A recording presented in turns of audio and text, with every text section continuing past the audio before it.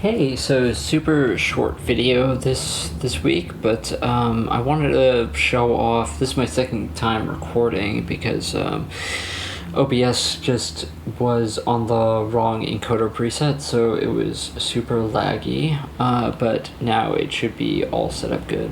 So right now I'm showing off the snow. This is 2 times. Let me just check. Recording. I am recording. So this is a 2 times PS1 resolution, which is higher than I usually have it, of course. But I just wanted to show off the particles because they look pretty neat, and they rotate when they fall down. That's done all on the GPU.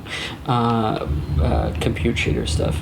It was my first time doing compute shaders. You have to basically pad things out to a certain amount of bytes or whatever, and that was annoying to have to work with. But as you can see, we have this round surface here. It's just black because I have to reload, but I just wanted to show off the lighting currently. So we have some sunbeams happening here, and I will walk through the code in a little bit about that. So that's really neat. I think that this just looks fantastic. Also, I wanted to show off. Oh yeah, the regenerate light map is actually brand new, and I totally forgot about that. I think I made a YouTube short about that, right? And that just showed it off really quick. But we have this regenerate light map button for like fast iteration if you're making maps. So anyway, the regenerate light map thing isn't working right now. I think that it's just a bug since I've been iterating on all the light map stuffs. I haven't checked it out in a little bit, so I'm going to have to figure out that bug and fix it. But anyway, if you want to see what that looks like, you can check out. I made a YouTube short where I jumped around in a multicolored world. Anyway, today has been like a lot of housekeeping, and so I added this cube today. It is a bit laggy, and that's because it's the way I'm snapping it to grid. But yeah, you can just press paste, and it'll make a cube there, make a cube there, and make them any different size.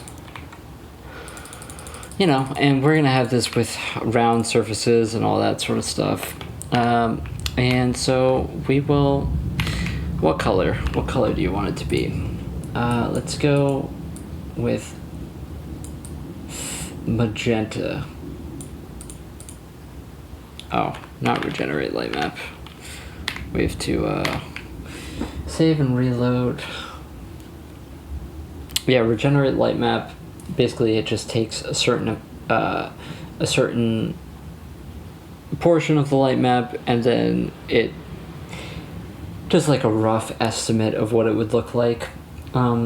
It's only used for editing right now. I suppose you could make a version that goes at full like high fidelity with it, but yay, our little cubes. That one's too deep in the wall to jump on, but yeah, as you can see, the this works just like any slope surface. I thought that I was gonna have more bugs with generating. This is, by the way, this is many different triangles. You know, this is a ridiculous amount of triangles. So that's pretty cool that we can handle that. Anyway, it's just like 2 pi whatever angle math that I found online to do the spheres. Anyway, our debug little speed button doesn't actually work anymore because I changed the movement code, which I can talk about briefly next. I would have spent a lot of time, I think, in the code today.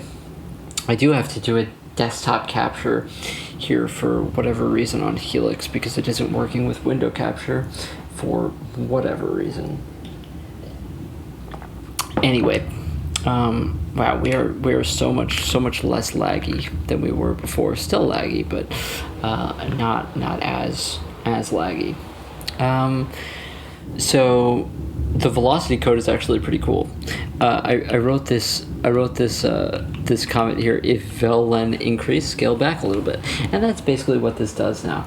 It does exactly what my vision for it all along was that it adds this overcompensated steer nudge, and this steer nudge is now around double, maybe a little bit even more of what it used to be. And essentially what this is this just like the raw kind of aligned wish direction.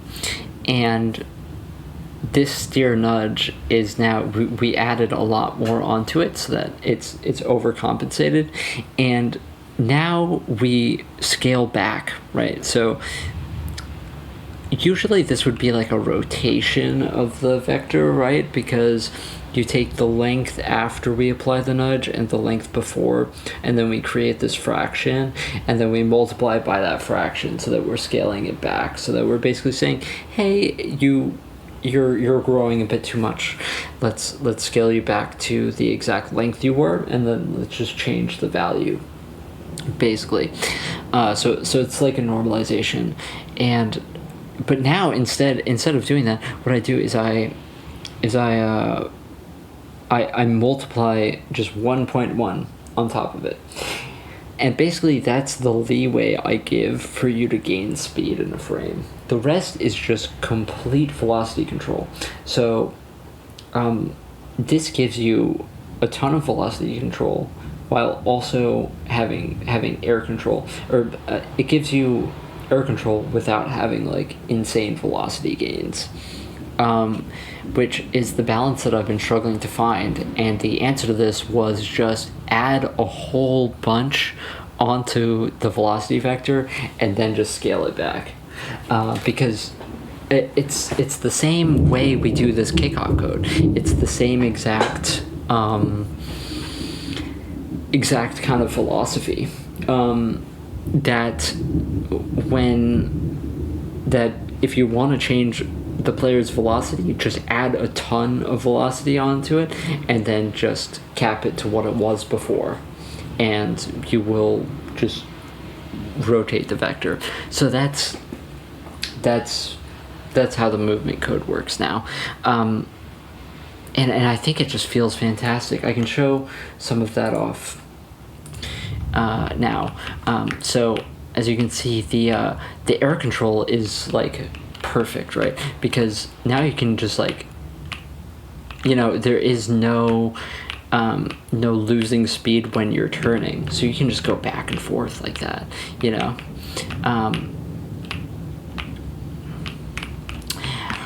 Anyway, and you don't get like a ton of speed to the point where it feels like too floaty, either.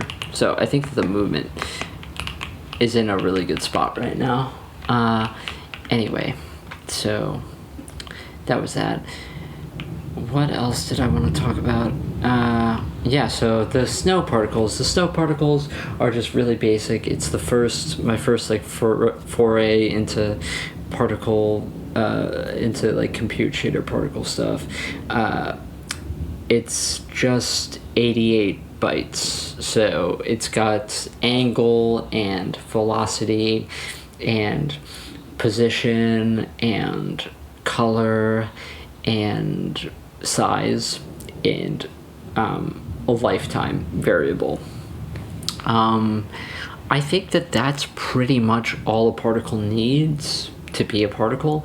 I think later I might add onto the particle struct maybe like a texture ID or something, right? And then that'll just be the generalized like particle thing, because I think that's just normal, right? Like what else would you need from a particle other than that? You may also notice, I wanted to talk about this also, this aliasing. Is it aliasing? I don't really know what to call it. But on the side of this wall on the left side of my screen, this right here, do you see that? So I'm going to show you why that's happening. I set this up on purpose to show this off. So I'm going to show you why that's happening. And it's because we are doing our fog at a lower resolution than we were before. So I have, dude, Helix is so amazing. So yeah, let's just go to this and then just show it off at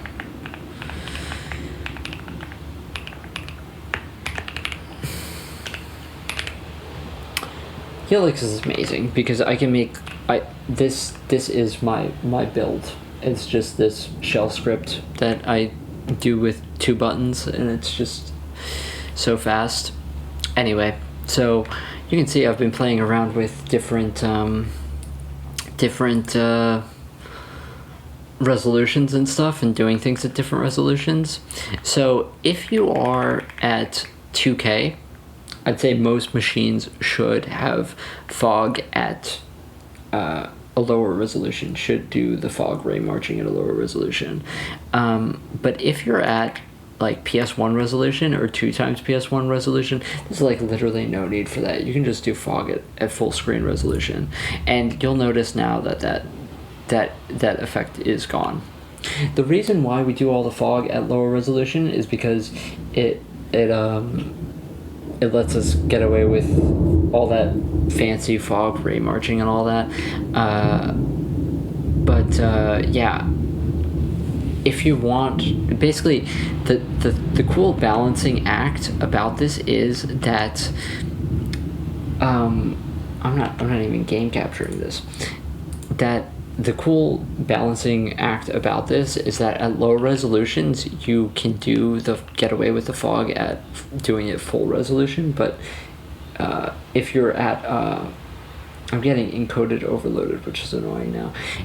If you do it at like 2K, then you can definitely get away with it doing the volumetric ray marching and all that at lower resolution, because it's higher fidelity, so you notice those same issues a lot less on those higher resolutions. And I've played around with it.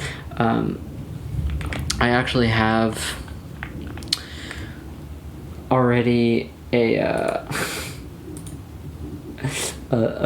paint canvas here, because this is my second time recording this, where I already drew this out. So this is the player, this is the rendering resolution, and this is the ray march, right? So obviously at higher rendering resolutions, there's going to be like exponentially more pixels to reconstruct the world position and do all the math with.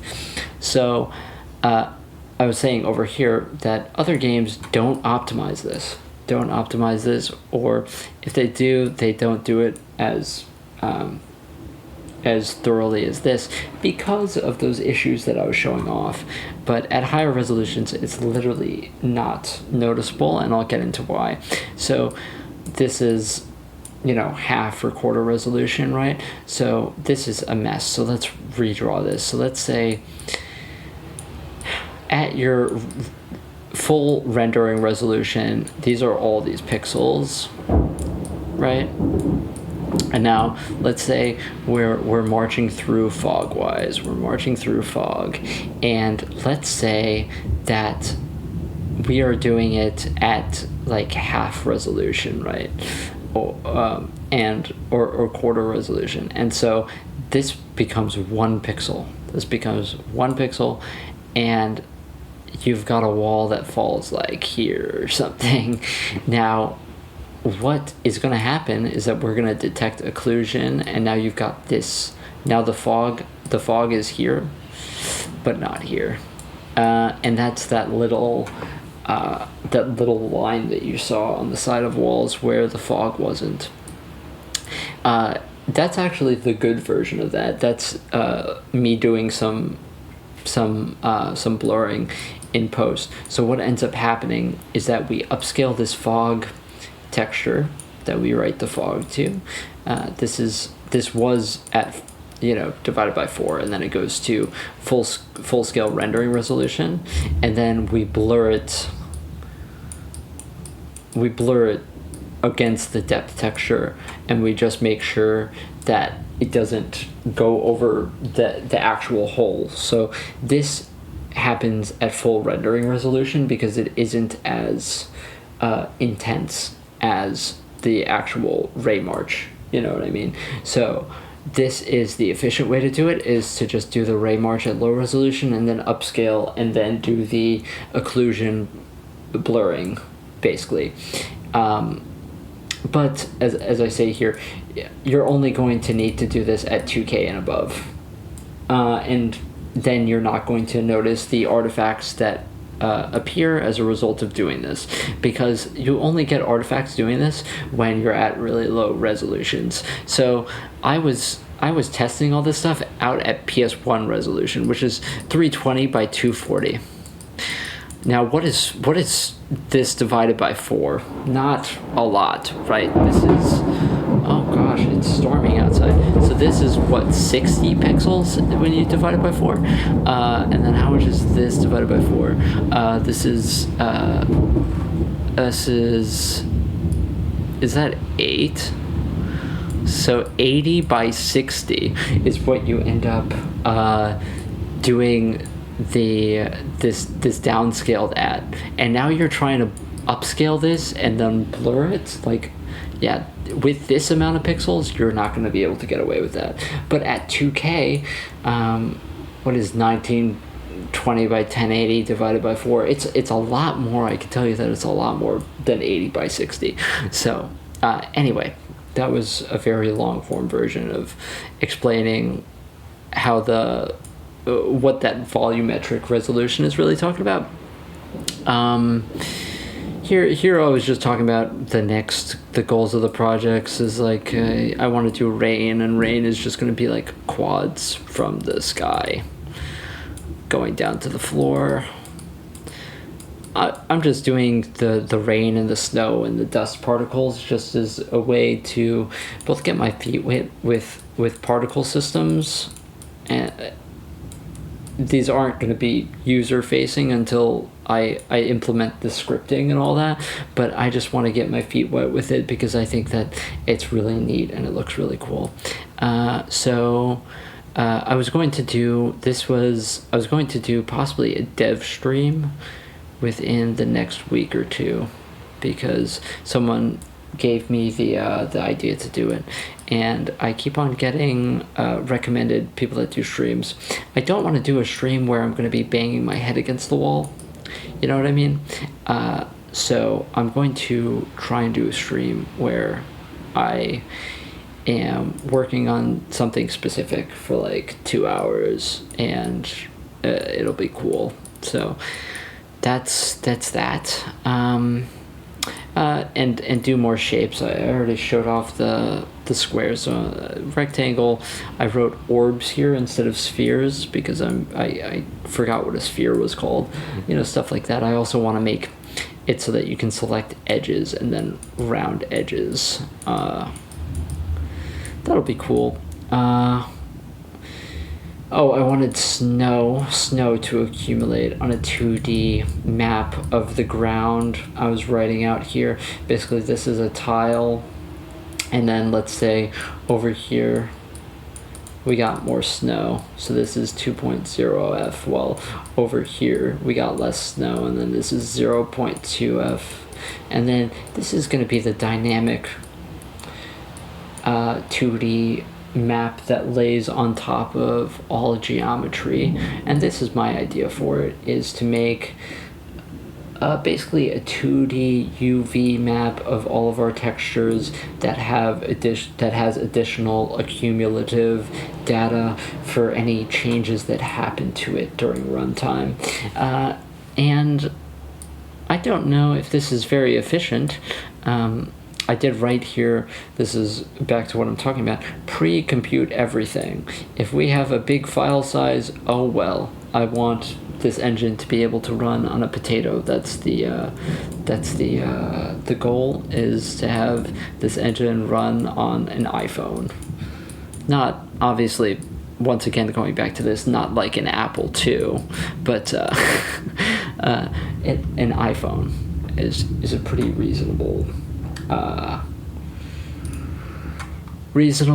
ask. So anyway, let's so you may notice I'm in Helix, and I wanted to go on a little bit of a tangent about. So I started going through Helix, and I love Helix. As you can see on the bottom, I also used Kate for a little bit, and I really did enjoy Kate. So I wanted to mention this. The problem with Kate, the only problem with Kate, is that the LSP function arguments, for example, when you're typing out, go off the edge of the screen sometimes, which is absolutely a deal breaker for me, because when I'm typing out a function or whatever, then and I reach the end of the arguments, or I don't reach the end of the arguments and I haven't wrapped out around yet, that's just such a deal breaker, because now I have to go to definition and then figure out, oh, what's the next argument, because I can't visually see it. That's super annoying. But yeah, so this is once again laggy for whatever reason. But yeah, so I really enjoy Helix. I also wanted to show off that Helix can use these dot ignore. So I have a sample dot ignore here that I wanted to show off. So you can go space F, and then you see 218 files. So let's say we want to get rid of src slash. And then let's write this, and then go space F again, and then 163. That's just an awesome built-in feature, there's no plugins or anything, which is awesome, because that's the reason why I stopped using NeoVim when I was like 17 or 18. At some point my plugins broke, and so I stopped opening my old projects and became super demotivated because I didn't want to have to crawl through GitHubs and stuff. But yeah, I found Helix, and I'm in so much in love with the jump list too. Just being able to see visually where I've been recently. It's so incredibly fast. Go to definition worked as expected. All of that. So also I wanted to show off here is this beam mask. Do I call it a beam mask or a beam? Yeah, I call it a beam mask, and I'm passing it as an argument to this raycasting function that determines the sky lighting, right, on initialization. So I wanted to talk about this specifically.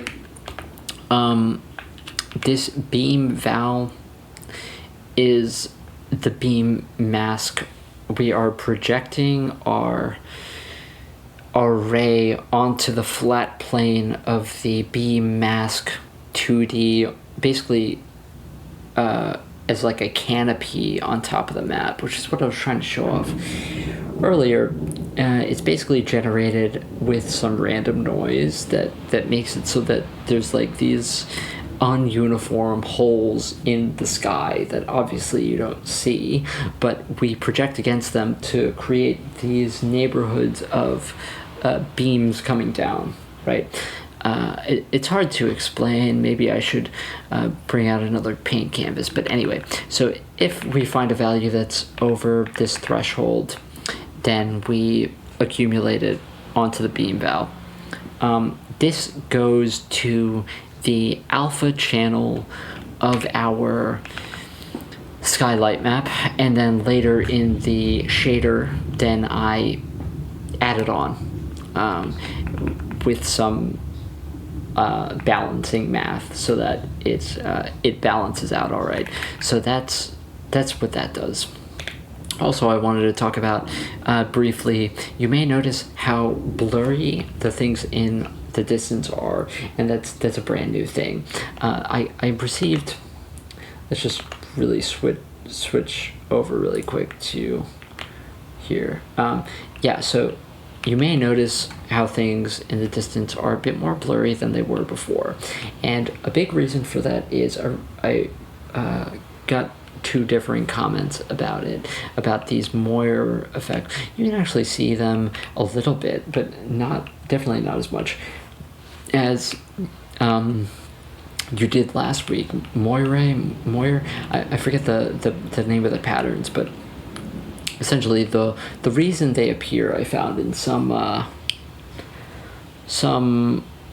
forum post when I searched up what it was, is when you're at a low resolution, and you have a texture that has a lot of dark and light on it, when it's far away and you're rendering it as is, and it's going down to a low resolution, you can't have in one pixel both the black color and the white color, so you have to generate these mipmaps for these and properly use them. And so it was a little bit of a journey figuring out how to generate these in the distance and all that. Yeah, so on load, all of our textures generate mipmaps now, and that's just the way things are. But yeah, I'm gonna make that a toggleable option because somebody said that they liked that effect, and so that's gonna be an optional thing, as with, of course, all the dithering and all this type of stuff. But okay, so that's out of the way. Now what else did I want to talk about? So yeah, I remember that because of this generate mipmap here. What else did I want to talk about?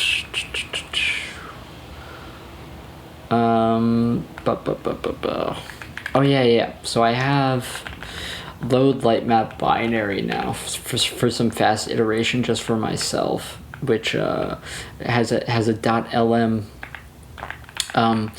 which is just a binary file. I'm writing the lightmaps to binary. In the same way I write my maps. So as you can see this, it writes the buffers and the full UV lightmap atlas so that it doesn't have to generate it on mapload. And I did a lot of work on getting this atlas buffer down. It used to be, for the small map, it was actually 240 megabytes, this lightmap, which is just plain ridiculous. And so I worked on this week bringing that value down to now it's at like 55 megabytes or something, and it can get even lower if I work on compressing it further. But yeah, so once again, going with the design philosophy of pre-computing and storing in files rather than computing things at runtime. So that stores all the blur voxels, all the UVs, as you can see in here, so that we can compute with them later. It is a bit annoying, and that's why the regenerate lightmap thing doesn't work right now. It is annoying to memory-wise deal with all of these things, as C is, I love C, but it also, it has that sort of those sort of annoyances. So that is that. I did talk about the movement code. I could also talk about. Oh yeah, here's the padding for the particle that I was discussing earlier. I didn't necessarily mean to come into this file, but I meant to go here and what is this selection? Regenerating composite lightmap neighborhood. No, this is not the file at all that this would be in. This is in map.c actually, what I'm looking for. This is called right triangle, right copied selection. Yes, all of this code. This is the code that deals with pasting our current selection and copying our selection so that you can just see what it looks like. It's pretty standard. Copy current try selection. It basically it finds min and max values for the selection before we copy it so that we can do transforms with it later. And we also store a midpoint that we can do transforms with later. We basically cache in all the original points, and then we only I don't know, I always say we, even though it's just me that works on this, but we store both original and proposed points here, and this is just so that we work with data that isn't the original data, because I was noticing that there was some drifting that was happening with all that. So yeah, so that's that.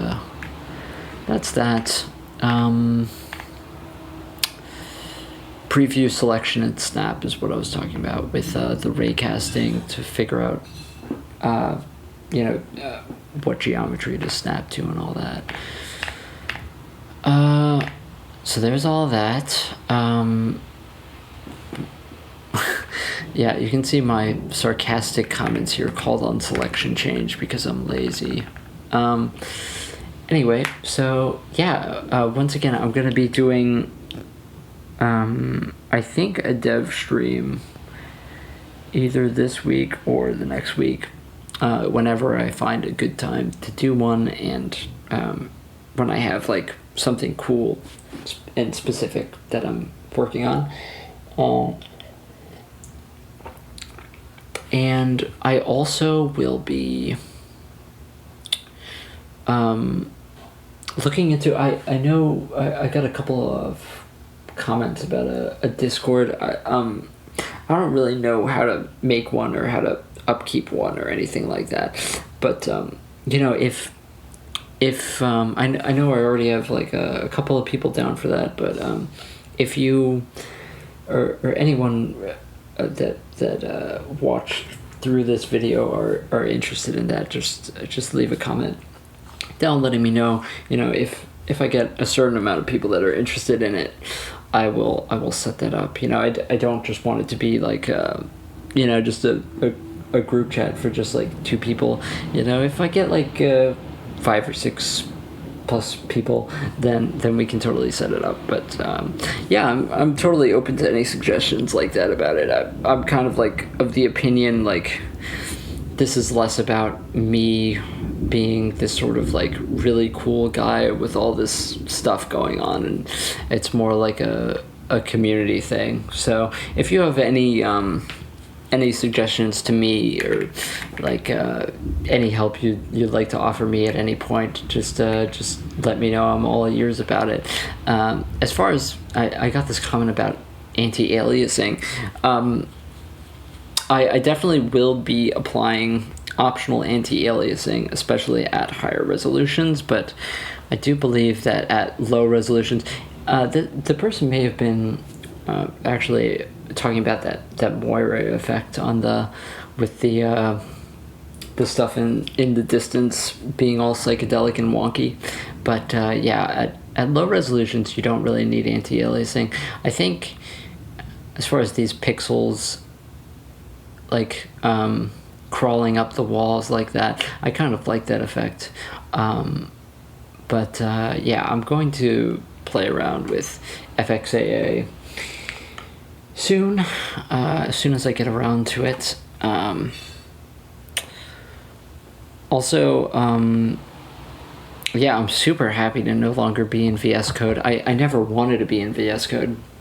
I just didn't want to reconfigure NeoVim for the past, like, how many years has it been? Like 6 years? I just could not be arsed to do that.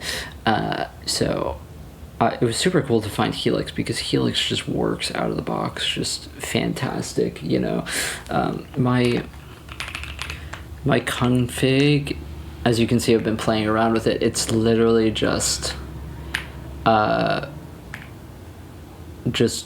very small, and I just copied some of this stuff from some guy's Reddit post.